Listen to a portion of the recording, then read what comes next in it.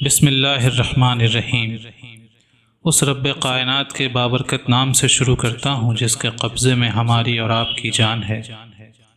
آپ سبھی ناظرین کو وائس آف شمس چینل میں دل کی گہرائیوں سے خوش آمدید اور خلوص بھرا سلام۔ آج کا ہمارا موضوع ہے ایک گویے کی داستاں۔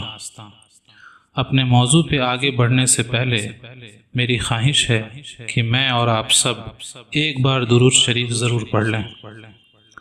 اللہم صلی علی محمد وعلی آل محمد کما صلیت علی ابراہیم وعلی آل ابراہیم انک حمید مجید۔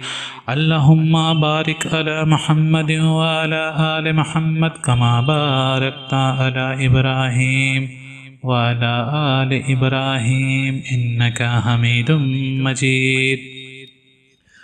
چلیے اپنے موضوع پہ آگے بڑھتے ہیں۔ ایک گویے کی داستان۔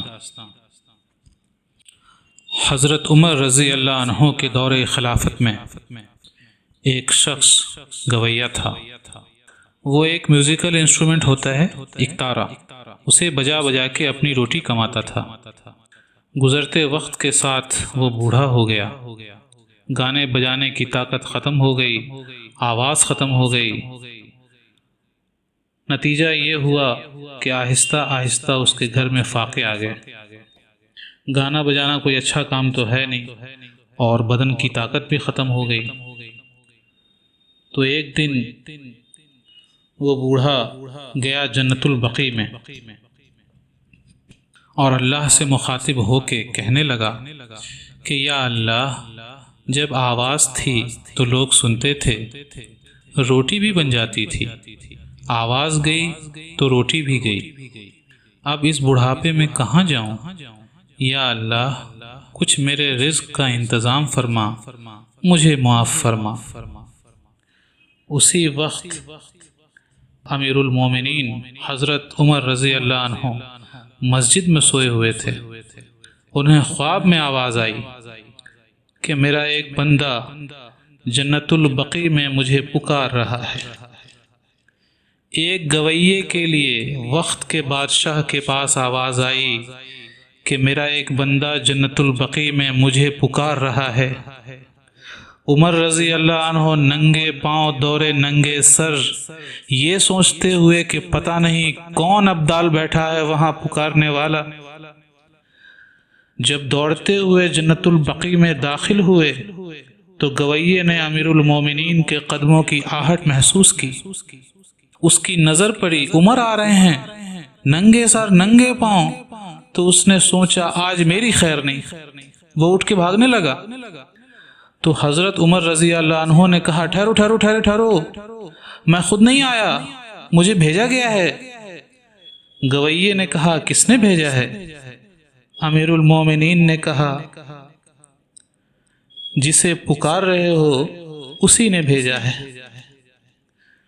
وہ بوڑھا بیٹھ گیا، کہنے لگا واہ میرے رب، ساری زندگی تیری نافرمانی کی، آج تجھے پکارا تو اپنے پیٹ کی خاطر پکارا، اور تو نے اتنا بڑا میرا اعزاز، اتنی بڑی مجھے عزت دی، اے اللہ مجھے معاف کر دے۔ اتنا کہہ کے اس کی چیخ نکلی اور وہ وہیں مر گیا۔ عمر رضی اللہ عنہ نے خود اس کا جنازہ پڑھایا اور اس کی تدفین کی۔ دوستوں، بھائیوں، اس کہانی سے، اس داستان سے ہمیں کیا سبق ملتا ہے؟ میرے حساب سے سبق یہ ملتا ہے کہ ہمارا پورا دین کا ایک ہی مطلب ہے کہ کسی بھی طرح اللہ کو راضی کر لو۔ اللہ کو راضی کر لیا تو سب کچھ آپ کے پاس ہے۔ اصل کامیابی، اصل سکسیس یہی ہے کہ اللہ کو راضی کر کے پوری دنیا کو کھو دو تو سکسیس ہے۔ اللہ کو راضی کر کے پوری دنیا کو پالو تو بھی سکسیس ہے، مگر اللہ کو کھو کے پوری دنیا کو پالو یہ ناکامیابی ہے۔ اور اللہ کو پا کے پوری دنیا کو کھو دو یا پالو یہی سب سے بڑی کامیابی ہے۔ تو اللہ تو بیٹھا ہوا ہے ہمارے انتظار میں کہ میرا بندہ میرے پاس آئے مجھ سے معافی مانگے میں معاف کروں گا، وہ تو رحیم ہے، رحمان ہے۔ توبہ کا دروازہ کھلا ہوا ہے۔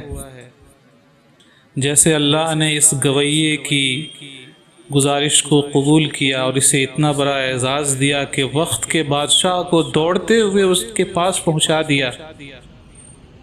اللہ ہمارا بھی اللہ ہے، ہم بھی اسی طرح اللہ سے مانگ سکتے ہیں، بس مانگنے کی ضرورت ہے۔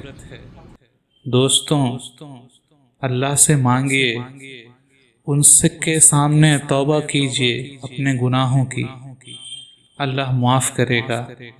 تمام ہندوستان میں جو آج پریشانی چل رہی ہے، اپنے اپنے گناہوں سے توبہ کیجیے، انشاءاللہ یہ پریشانی ختم ہو جائے گی۔ میں اپنی انہی باتوں کے ساتھ اپنی باتیں ختم کرتا ہوں۔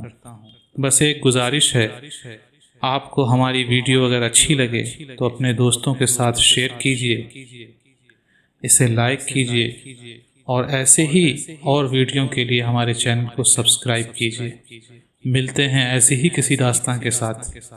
اللہ حافظ۔